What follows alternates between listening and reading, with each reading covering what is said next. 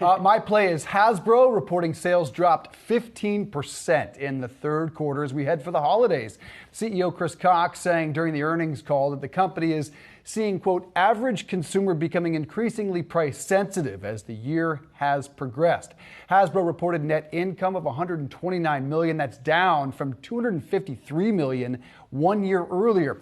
Hasbro, like many in the sector, had inflated inventory and as a result leaned heavily into promotions, cutting profits. They are optimistic, though, about an unprecedented lineup of entertainment in Q4. That, of course, starts with Wakanda Forever, which will be released on November 11th. What are shares doing? They're down about 3% on the day and down 35% year to date. This just jumped out at me, Rachelle, because look, almost every earnings we've seen hasn't shown the calamitous predictions of recession. This is the first one to show at least a bit of a weakening consumer in the holiday season. Not a disaster, but at least a hint of what might be coming. And it's interesting because when you bring up the idea of inventory, it's different if you're selling something like towels, but things like toys, they're trendy, they're seasonal. People don't want last year's toys that are just now coming in when you have things like Wakanda Forever coming out. They want the newest, the latest. So I think that might be a more unique headwind if you're someone who's in toy sales. Yeah, and this is a company that has struggled year to date, off 36%. I thought it was interesting, though, looking at the analyst commentary after we got